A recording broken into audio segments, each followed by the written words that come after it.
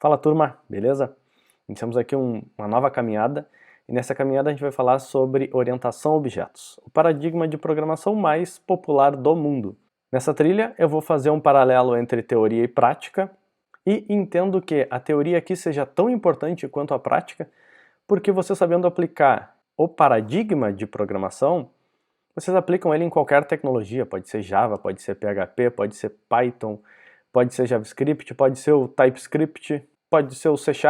As variações são muito pequenas de uma tecnologia para outra. Aqui a gente vai usar o TypeScript, que é uma tecnologia que hoje está na crista da onda e é com ela que a gente vai brincar. A gente vai transitar aqui sobre os 4 pilares da orientação a objetos nessa nossa caminhada, que é o pilar de abstração, o pilar de encapsulamento, de herança e de polimorfismo. Então, preparei um materialzinho aqui para a gente fazer um onboarding teórico para a gente aos poucos ir configurando o setup do TypeScript e começarmos a aplicar isso aí. Então os pilares, conforme eu já comentei, eles são 4 e a gente pode iniciar pelo pilar da abstração e o principal propósito dele é, conforme o paradigma sugere, é transformar o nosso problema do mundo real o mais próximo possível para análise e desenvolvimento na programação.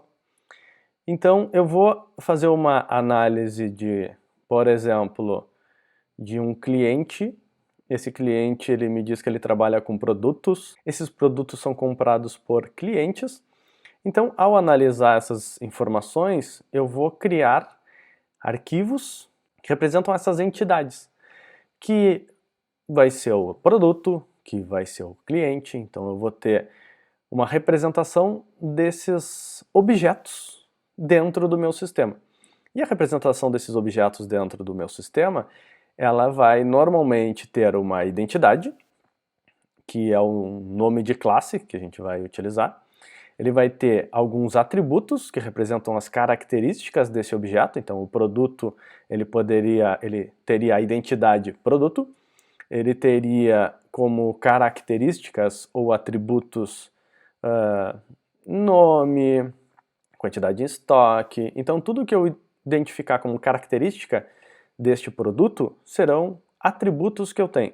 E eu vou ter os métodos ou ações que esse produto pode sofrer dentro da minha aplicação. E aí poderia ser algo do tipo dar baixa de estoque, adquirir novo lote, sei lá, coisas desse tipo. Isso agora na sequência a gente vai começar a botar em prática e vai fazer mais sentido para vocês, fiquem tranquilos. O próximo pilar, e aí eu vou dar uma aceleradinha para a gente não perder tanto tempo, nós vamos ir abordando eles ao longo dessa trilha.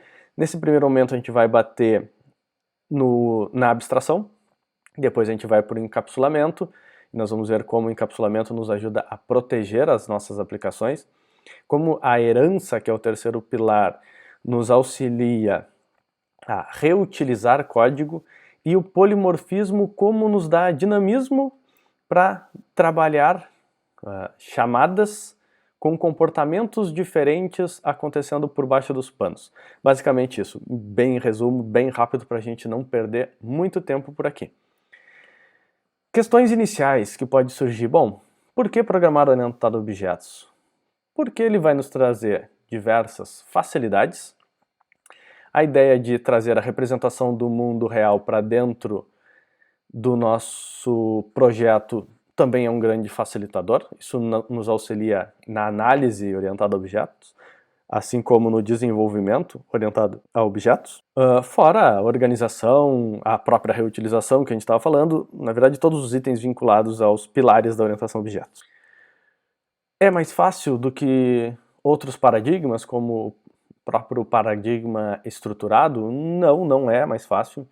Na verdade, pelo contrário, ele é mais difícil de se desenvolver em um primeiro momento, porque tu vai ter mais organização, tu vai trabalhar com mais arquivos, tu vai ter que fazer conversação entre objetos, troca de mensagens entre esses objetos.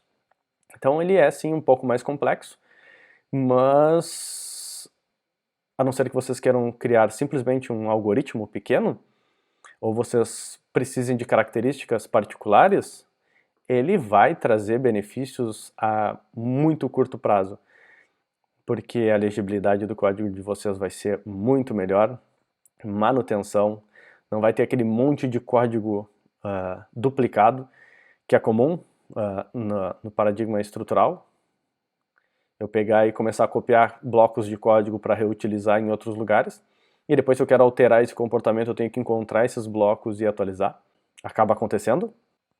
É sempre a melhor escolha? Nada é unânime no mundo, então não é sempre a melhor escolha. Tem outros paradigmas muito interessantes, como o próprio paradigma de programação funcional. Todos eles são paradigmas muito antigos, então eles não são coisas novas. Todos eles são da década de 80. Não é sempre a melhor escolha, e principalmente se eu precisar de muita performance, talvez eu não vá optar pela orientação a objetos, eu vá optar por algo mais compacto, mais próximo da programação estrutural, porque é onde eu vou ter as trocas mais rápidas, por estar tudo mais acoplado, digamos assim.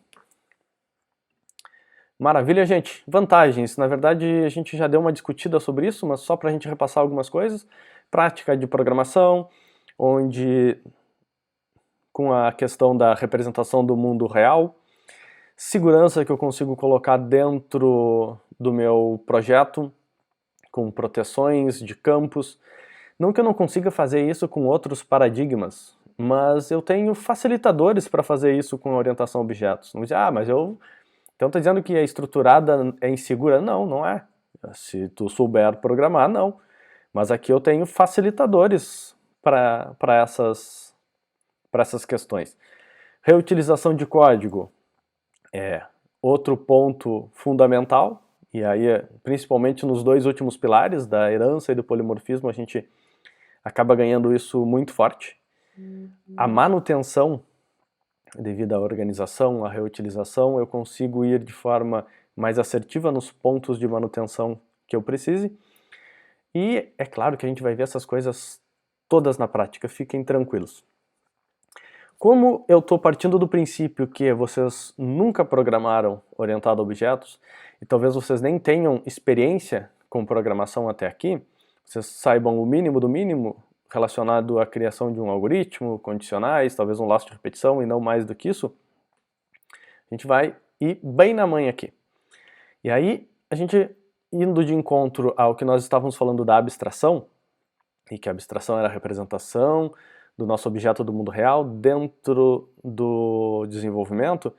Então, se eu pegar o nosso objeto produto lá, por exemplo, eu vou definir o nome, eu vou definir os atributos e vou definir os métodos ou as ações. Então, basicamente, eu tenho classes. Os objetos do mundo real, eles são implementados, são desenvolvidos nas chamadas classes que nós teremos. Então, eu sempre vou ter esses três pontos: o nome, os atributos e os métodos. Sempre esses três carinhas que vão fazer a representação dos nossos objetos. Beleza? Aqui eu montei mais ou menos esse esquema e vocês vão ver isso depois, mais adiante, em diagramas de classes, por exemplo, que vocês vão ver que eles seguem mais ou menos essa pegada aí. Então, mais um exemplo. Já conversamos um pouquinho ali do funcionário, do produto, não, funcionário não, do cliente. Mais um exemplo. Uma classe. Eu vou tentar, para desenvolver, eu vou tentar chegar em pontos em comum entre objetos que eu esteja analisando, para que eu possa fazer uma espécie de agrupamento. Então, digamos que eu olhe esses animais aqui e eu queira pensar numa classe para projetar a respeito deles. Bom, eu vou olhar o tigre, vou olhar o lobo, vou olhar o elefante e eu vou definir talvez uma classe animal, poderia ser, e todos os animais estariam dentro dessa classe, e eu teria o tigre, o lobo, a baleia, todo mundo ali dentro. Mas se eu quiser ter uma definição mais específica, eu poderia dizer que essa classe aqui é a classe mamífero. Então todos esses animais, eles são mamíferos. Então eu vou agrupar pela classe dos mamíferos. E aí eu vou identificar características que são comuns entre esses mamíferos. E aí eu vou olhar a exemplo, tá? Todos eles têm uma energia, considerando algo referente a um simulador, alguma coisa do tipo. Então todos eles têm alguma energia, que eles vão queimar ao longo da vida deles, ao longo do dia deles, melhor dizendo. Todos eles têm uma data de nascimento, todos eles têm um peso. Então são pontos, características comuns entre esses mamíferos que a gente está analisando. Métodos ou comportamentos, todos eles se alimentam, então eles podem ter uma ação de comer. Todos eles se movimentam, então eles podem ter uma ação de mover. E como são mamíferos, todos eles mamam, então todos eles podem ter uma ação mamar. Então ali eu defino nome, mamífero, atributos ou características e as ações. Isso é o que todas as nossas classes terão, que nós vamos desenvolver aqui nos estudos de orientação a objetos. Beleza? Mais alguns casos, então, de novo, analiso essa imagem e eu vou definir o que é isso. Eu vou dizer, cara, isso aqui é uma definição de uma empresa. Então a minha classe é empresa. O que tem essa empresa? Ela tem nome, ela tem CNPJ, ela tem diversos... Eu estou fazendo uma representação de um array, ela tem diversos funcionários. Quais são as ações que uma empresa tem? Ela pode contratar funcionários, ela pode demitir funcionários e mais um monte de coisa. Aqui eu estou fazendo a definição do que é uma empresa. E quando eu estou falando aqui, eu estou falando da Google. A Google é uma empresa. A Brainy é outra empresa. O Senac é outra empresa. Mas o que elas têm em comum? Todas elas têm nome, têm CNPJ, todas elas têm funcionários. Então, isso daqui, quando eu passo a dar nomes, eu estou falando de um objeto. Então, a Google, eu estou referenciando um objeto. A Google, com CNPJ 001, blá blá blá blá blá blá, isso é um objeto. Quando eu digo que uma empresa que tem nome CNPJ, eu estou definindo o esqueleto de uma empresa. E quando eu crio coisas a partir desse esqueleto, eu estou criando objetos. Então, a Google, neste caso, é um objeto criado a partir desse esqueleto empresa. Quando eu falei em um array de funcionários, isso aqui poderia ser uma outra classe. Eu poderia ter uma classe funcionário com nome, CPF, salário, ações como trabalhar, fofocar, bater ponto, sei lá. E elas estariam se relacionando. Quando eu estou falando uma classe empresa, a gente está falando que está criando um tipo de dado. Então, eu estou criando um dado do tipo empresa. Assim como a gente tem o number, o string, a gente vai ter agora um tipo de dado chamado empresa, um tipo de dado chamado funcionário. Isso é a grande dificuldade que eu vejo os alunos passarem quando estão iniciando a estudar orientação a objetos. É difícil de enxergar que eu posso definir um tipo de dado sendo funcionário, um tipo de dado sendo empresa. O pessoal acaba se debatendo um pouco. Fazem 10 anos que eu dou esse tipo de conteúdo na faculdade e eu sempre passo pelos mesmos problemas do pessoal ter dificuldade de especificar esses tipos de dados. Então, quando eles pensam em uma empresa, é um string. Não. Tem que trabalhar para se entender que isso é um tipo de dado. Objeto, por definição, a gente costuma dizer que um objeto é uma instância de uma classe. Então é o que eu crio a partir daquele projeto que nós especificamos. E fiquem tranquilos que de pouquinho isso vai se clareando na cabeça de vocês. Então, eu crio uma classe livro, tá? Eu defino quais são os atributos, quais são as ações que eu posso fazer referente a um livro. Agora, quando eu crio um livro, então é o livro do Bob Martin, o Clean Architecture. Opa, este é um objeto que foi criado a partir da classe livro. um telefone, uma faculdade, um produto, um aluno, quando eu estou referenciando alguém em específico, alguma coisa em específico, isso é um objeto, tá? Então, acho que agora em seguida vai fazer mais sentido. De novo, classe é o que nós projetamos, objeto é o que nós criamos a partir do que nós projetamos. Classe, um carro, tem marca, tem modelo, tem ano, tem potência. Ele tem ações como acelerar, trocar marcha, então eu monto um esqueleto. É bastante comum se fazer a analogia com a engenharia civil, com a planta de uma casa. Quando eu monto uma planta de uma casa para um condomínio, por exemplo, eu monto a classe, eu monto a planta, eu monto o projeto. E depois disso, eu posso construir 1000 casas a partir daquele projeto. E a mesma ideia aqui. Eu monto uma classe e a partir daquela classe eu construo N objetos. Então a partir dessa classe carro, que é um carro só com suas especificações, eu crio vários veículos. Então, um Fiat Bravo 2014, potência 110 CV, isso tudo respondendo aos atributos que eu tinha definido aqui. Um Maverick 75, potência 199 cavalos, um Camaro, todos eles são baseados nessa planta de veículo. Tá? Acho que já batemos bastante papo e a gente pode começar a pensar um pouquinho mais na parte de desenvolvimento. Por que o TypeScript? Eu venho seguindo uma caminhada de iniciação na programação e ela estava sendo realizada com JavaScript. Agora, por que eu mudo aqui para o TypeScript? O JavaScript tem suporte à orientação a objetos? Sim. Já foi bem pior. Hoje é razoável.